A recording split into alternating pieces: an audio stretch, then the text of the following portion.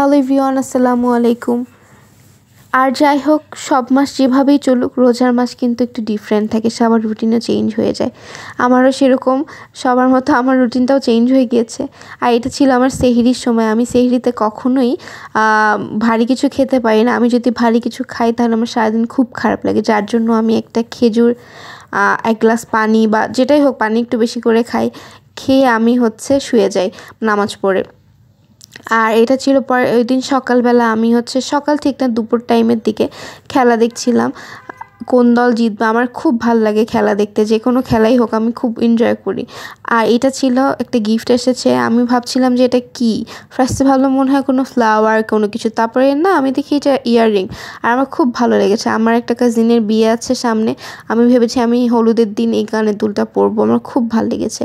বাসায় এসে ভাবলাম ইফতারের প্রিপারেশন করি, তার মধ্যে দেখি ভাবি একটু গাজরের হালুয়া বসিয়েছে। তো আমি সেটাকে একটু নাড়াচাড়া করতেছিলাম, একটু ব্লেন্ড করেছিলাম। আসলে এখন তো রোজার সময় এত বেশি হ্যাসেল করার কোনো প্রয়োজন মনে করিনি, যার জন্য ব্লেন্ড করেছিলাম আমি সেদ্ধ করে ভালো করে দুধ দিয়ে। তারপরে বানিয়ে ফেললাম ইজি বিজি গাজরের হালুয়া। আর ইফতারের জন্য শরবত বানাচ্ছিলাম। আমি মোস্ট অফ দ্য টাইম রুয়াবজা বা লেবু শরবতটাই প্রেফার করি। এটা আমি প্রেফার করি বলতে, হ্যাঁ আমি প্রেফার করি। আর কি বলে, ভাবিও এটা পছন্দ করে।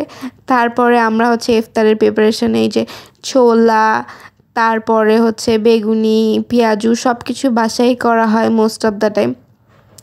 জিলাপিটা বাইরে থেকে নিয়ে আসা হয়। জিলাপিটা আজকে একটু পুড়ে পড়ে গেছে, বাট মজা ছিল। খিচুড়ি ছিল, তারপরে অনেক কিছু ছিল। আলহামদুলিল্লাহ। এটা ছিল আমরা অর্ডার দিয়েছিলাম একটু হালিম খেতে ইচ্ছা করছিল খুব।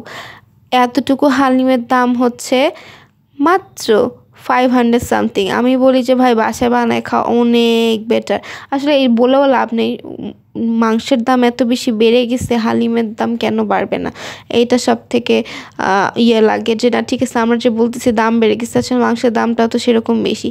ফুলকপির পাকোড়াটা এত মজা হয়েছিল, কি বলবো, আলহামদুলিল্লাহ অনেক মজা হয়েছিল মাশাআল্লাহ।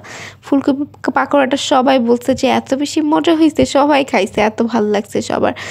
আর চিড়া তো থাকেই, চিড়া সব সময় থাকে। চিড়াটা না থাকলে হয় কি পেট শান্তি হয় না, মনে হয় এরকম লাগে।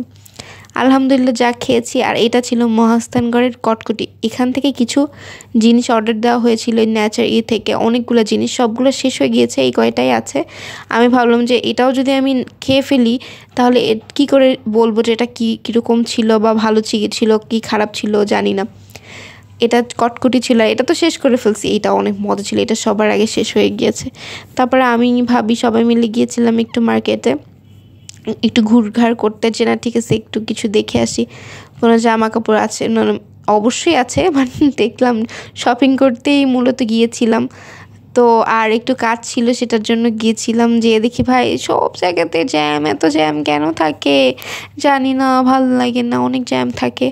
আর তারপরে বাসায় এসে আমি তো ভাই ডিনারটা তাড়াতাড়ি করে ফেলি, মাঝে মাঝে একটু দেরি করেও করি, আমি একবারই খেয়ে ফেলি সেহরির জন্য।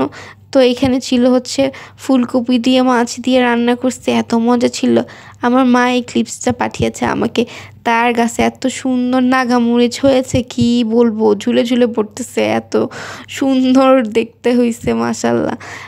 মাকে খুব মিস করতেছে আমি, না আসলে মাকে কি আর ওই বাচ্চা কাচ্চাগুলোকেও খুব মিস করছি, যেগুলোকে আমি প্রত্যেক বছর সবাই মিলে আমরা ইফতার করতাম, সবগুলোকে অনেক বেশি মিস করতেছি সবগুলাকে।